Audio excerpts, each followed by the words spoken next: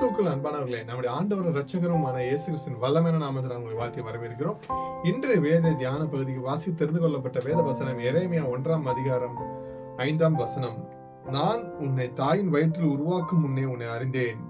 நீ கர்ப்பத்தில் இருந்து வெளிப்படும் முன்னே நான் உன்னை பரிசுத்தம் பண்ணி உன்னை ஜாதிகளுக்கு தீர்க்கதரிசியாக கட்டளையிட்டேன் என்று சொன்னார். அல்லேலூயா.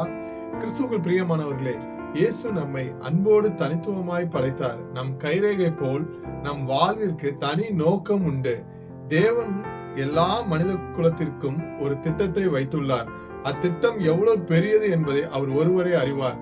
நம்மால் அதை முழுமையாகவோ அல்லது அதன் பகுதிகளை கூடவோ முழுமையாக அறிந்து கொள்ள முடியாது. ஆனால் நாம் தேவனுக்கு பதிலளித்து அவரை தேடும் போது தேவன் நமக்கு அத்திட்டத்தை வெளிப்படுத்த வல்லவராய் இருக்கிறார். சங்கீதம் 139 15ஆம் வசனம் மற்றும் 16ஆம் வசனம், கொலைசியர் 1ஆம் அதிகாரம் 16ஆம் வசனத்தில் இவ்வாறாக குறிப்பிடப்பட்டுள்ளது. தேவன் நம்மை அவரது ஊழியத்துக்கென்று தாயின் கருவில் உருவாக்கும் முன்னே தெரிந்து கொண்டு, அதே போல உலக தோற்றத்துக்கு முன்பே நாம் இறைவனின் பணிக்கு முன்னரே நியமிக்கப்பட்டு இருக்கிறோம். அல்லேலூயா. நம் அழைத்த தேவன் உண்மையுள்ளவர். ஆமென். நம்முடைய கர்த்தராகிய இயேசு கிறிஸ்துவினுடைய கிருபை நம்ம அனைவரோடு கூட இருப்பதாக. ஆமென்.